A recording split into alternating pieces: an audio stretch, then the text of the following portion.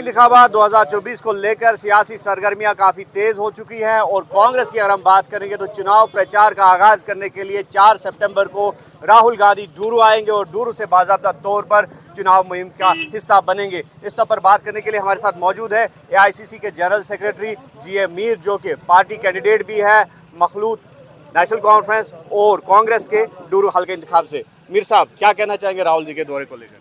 Most welcome step, क्योंकि already तय हुआ था।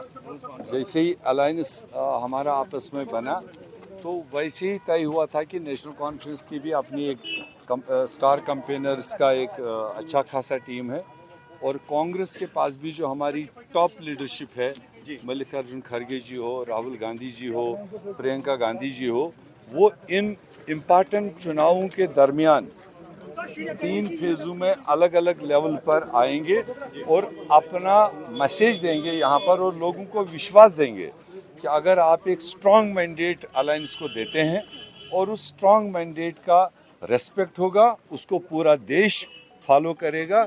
जो भी यहाँ के एस्पिरेशन, जो यहाँ लोगों को पिछले 5 साल से जिस तरह से तंग किया गया, जिस तरह से मतलब परेशान किया गया, उन परेशानियों को दूर करने के लिए नेशनल कॉन्फ्रेंस और कांग्रेस, नेशनल कॉन्फ्रेंस की स्टेट क़यादत और कांग्रेस की मरकज़ी क़यादत मिलजुल के आने वाले प्लान को तय करेंगे। तो बिल्कुल उमर साहब भी उनके हमरा होंगे, तो क्या तालमेल आपको ज़मीनी सतह पर दिख रहा है? क्योंकि जिस तरह से हमने देखा काफ़ी तज़ब्ज़ुब था अलायंस को लेकर, क्या वो तज़ब्ज़ुब अनसर्टेनिटी ख़त्म हो गई और कहीं कहीं पर तलखियाँ भी दिख रही थी दोनों पार्टीज़ के माबैन जो उनके वर्करान हैं? देखिए, जब लॉन्ग टाइम किसी पार्टी के साथ कोई वर्कर लगा रहता है और पार्टियों के लिए पार्टी एजेंडे को आगे बढ़ाता है तो साथ साथ उनके अपने कुछ ख्वाहिशात भी बढ़ती हैं।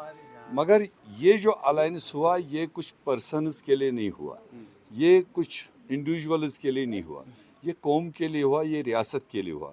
उसमें जो भी बड़ी क़यादत ने फैसला किया, जिन जिन लोगों को मैदान में उतार दिया, वही सारे काबिल नहीं हैं।